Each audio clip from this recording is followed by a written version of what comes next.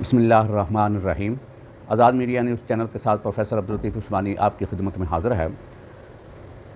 ناظرین، جس طرح میں نے گزشتہ ویلاگ کے اندر سویڈن کے اندر آنے والے ایک افسوسناک واقعہ کی طرف آپ کی توجہ دلائی تھی کہ وہاں پر ایک بدبخت انسان نے جو عراقی نژاد ہے، عید کے روز مسجد کے باہر وہاں کی عدالت کی اجازت کے ساتھ قرآن مجید کے نسخے کو جلایا گیا۔ اس واقعہ کے بعد مسلمانوں کے اندر شدید غم و غصہ پایا گیا، اور نہ صرف پاکستان کے اندر بلکہ دنیا کے اندر مختلف ممالک کے اندر اس واقعہ کے خلاف شدید رد عمل آیا۔ ہماری اسلامی تعاون کی جو تنظیم ہے OICB، اس نے بھی اس واقعہ پر شدید غم و غصے کا اظہار کیا، اور مختلف ممالک نے اس واقعہ پر شدید غم و غصے کا اظہار کیا، اور بلکہ بعض ممالک نے اپنے وہاں پر جو سفیر بھیجے ہوئے تھے ان کو واپس بلا لیا، یا جو سفیر انہوں نے ابھی بھیجے جا رہے تھے تو ان کو نہیں بھیجا، اور بعض ممالک کے اندر سویڈن کے سفیروں کو بلا کر ان کے سامنے اپنا احتجاج ریکارڈ کروایا گیا۔ پاکستان کے اندر بھی ایسا ہی کیا گیا کہ حکومت پاکستان نے اس واقعہ کے خلاف شدید رد عمل کا اظہار کیا۔ قومی اسمبلی کے اندر ایک اسپیشل سیشن کیا گیا، اور اس پارلیمنٹ کے سیشن کے اندر وزیر اعظم پاکستان جناب شہباز شریف صاحب نے بھی اپنے شدید رد عمل کا اظہار کیا اور اس واقعے کی مذمت کی، اور یہ کہا کہ ایسے واقعات نہیں ہونے چاہیے۔ کسی بھی مذہب کے جو مقدسات ہیں اور جو ان کی مقدس ان کی کتابیں ہیں، ان کی اس طرح توہین نہیں ہونی چاہیے۔ ایسے واقعات یورپ کو خصوصی طور پر روکنے کے لیے ایسے اقدامات کرنے چاہیے، ایسی قانون سازی کرنی چاہیے کہ ایسے واقعات نہ ہوں۔ چنانچہ وزیر اعظم پاکستان جناب شہباز شریف صاحب نے کل یعنی جمعہ کے روز ایک یوم تقدیس قرآن منانے کا اعلان کیا، اور انہوں نے ملک بھر کے اندر اس واقعے کے خلاف احتجاج کی کال دی۔ چنانچہ ان کی کال پر مختلف سیاسی جماعتوں نے اپنے رد عمل کا اظہار کیا، مختلف ریلیاں نکالی گئیں، مختلف اجتماعات منعقد کیے گئے۔ نہ صرف حکومتی جماعتیں بلکہ اپوزیشن کی جو ایک بڑی جماعت ہے تحریک انصاف، اس کے چیئرمین جناب عمران خان صاحب نے بھی اپیل کی کہ جمعہ کے اندر نماز کے بعد اس واقعے کے خلاف احتجاج کے لیے عوام سڑکوں پر نکلے اور پرامن احتجاج کرے۔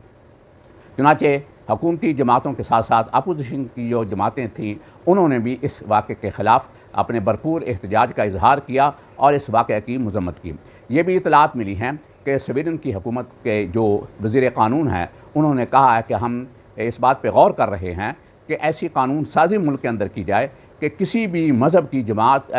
کسی مذہبی جماعت یا مذہبی فرقہ یا جو بھی قوم ہے، اس کی جو مقدس کتابیں ہیں یا مقدسات ہیں ان کی توہین کرنا جرم ہو۔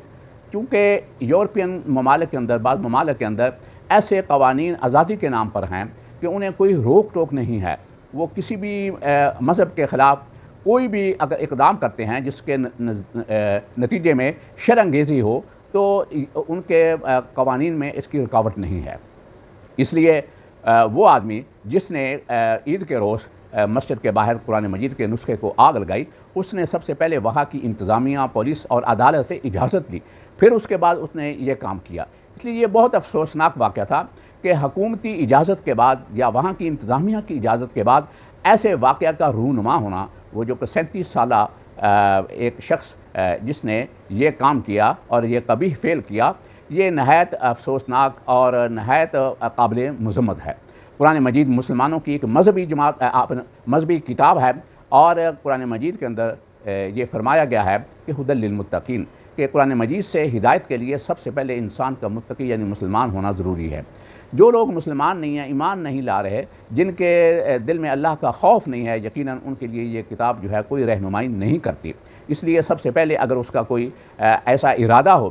کہ حق کی تلاش کی جائے تو وہ قرآن مجید کا مطالعہ کرے، اور مطالعہ کرنے کے بعد اگر اس کے دل میں کوئی اللہ تعالیٰ کا کوئی تقوی، اللہ تعالیٰ کا کوئی خوف اس کے دل میں ہو اور حق کی تلاش اس کو اگر ہو تو یقیناً قرآن مجید اس کی رہنمائی کرتا ہے۔ مسلمانوں کی یہ مذہبی اور مقدس کتاب، جسے مسلمانوں کے نزدیک یہ اللہ تعالیٰ کی طرف سے اس کے آخری نبی حضرت محمد صلی اللہ علیہ وسلم پر نازل کی گئی، اس لیے اس کی توہین کسی صورت میں بھی مسلمان قبول نہیں کرتے۔ اس لیے تمام ممالک کو، خصوصی طور پر جو مغربی ممالک ہیں، انہیں یہ بات ذہن میں رکھنے کی ضرورت ہے کہ 2 ارب سے زیادہ مسلمان اس وقت دنیا کے اندر ہیں، شاید ہی کوئی ملک ہو جہاں پر مسلمان موجود نہ ہو۔ تو اس لیے اس کتاب کی توہین یا مذہب اسلام کی یا مسلمانوں کے مقدسات کی یا مقدس جو مسلمانوں کی شخصیات ہیں، جیسے رسول اللہ صلی اللہ علیہ وسلم کی ذات ہے، صحابہ اکرام ہے، ان کی توہین کسی صورت میں بھی مسلمان قبول کرنے کے لیے تیار نہیں ہے۔ یقیناً اگر ایسا واقعہ ہوگا تو اس کے نتیجے میں شر انگیزی بھی ہوگی اور مسلمانوں کا احتجاج بھی ہوگا۔ اس لیے اس احتجاج کو اور شر انگیزی کو روکنے کے لیے یہ ضروری ہے کہ ایسے قوانین وضع کیا جائیں کہ کوئی بھی شخص، چاہے اس کا تعلق کسی بھی مذہب، فرقے ملک سے ہو، اسے یہ اجازت نہ ہو کہ وہ کسی بھی مذہب کی مقدس کتاب یا ان کی مقدس شخصیات کے بارے میں کوئی توہین امیز الفاظ کہہ سکے یا توہین امیز کوئی کام کر سکے۔ اس لیے تمام مسلمانوں کو اور ہمارے جو مسلم ممالک ہیں، ہمارے جو رہنما ہیں سیاسی، ان کی یہ ذمہ داری ہے کہ وہ اقوام متحدہ کے اندر اور یہ عالمی ادارے ہیں ان کے اندر یہ آواز بلند کریں کہ ایسے قوانین وضع کیے جائیں کہ کسی بھی علاقے اور خطے اور ملک کے اندر کسی کو بھی کسی بھی مذہب کی مقدسات کی توہین کی اجازت نہ دی جائے۔